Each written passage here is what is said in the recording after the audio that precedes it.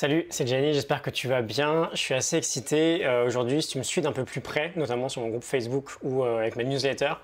Je t'en avais déjà un peu parlé, mais on va entamer une toute nouvelle série de vidéos.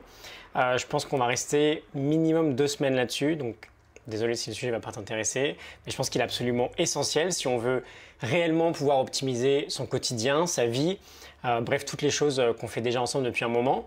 Ce sujet, c'est l'ennui.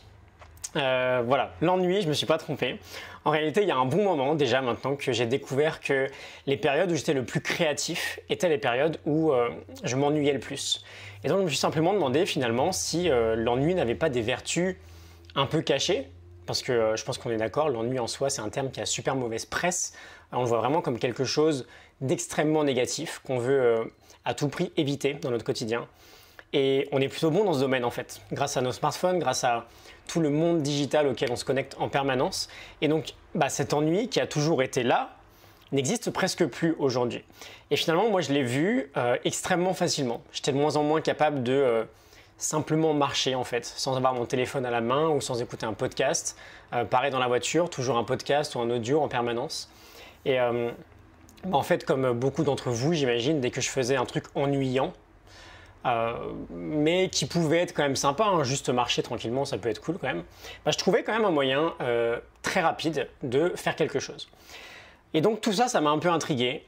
Et il y a quelques semaines, j'ai commencé à aller voir s'il y avait un peu de science derrière ce sujet-là. Et bingo, en fait, je suis tombé sur énormément de pépites. Il y a vraiment des gens qui ont passé leur vie à étudier l'ennui et les vertus de l'ennui, et qui peuvent nous aider justement aujourd'hui à lui redonner une place dans notre vie. Donc j'ai beaucoup étudié tout ça, j'essaie encore de voir comment je vais organiser les prochains épisodes pour en faire quelque chose qui reste quand même super intéressant, parce qu'on parle de l'ennui, hein.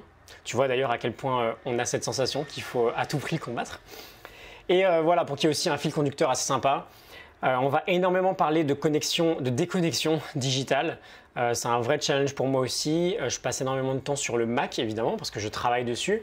Mais à côté, j'ai vraiment commencé à me guérir de l'addiction au smartphone. Ça fait plusieurs semaines que quasiment tous les soirs, il y a quelques ratés, mais pas tant que ça.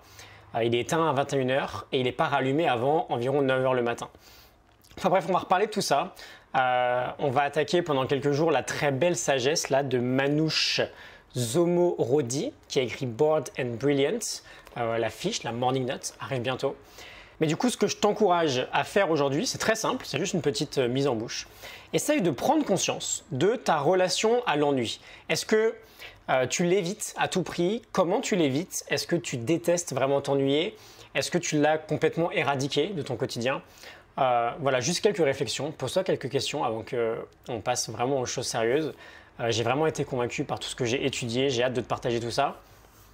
Donc on commence demain avec Bored and Brilliant de Zomorodi. Voilà, je te souhaite une excellente soirée. Je te dis à demain. Salut.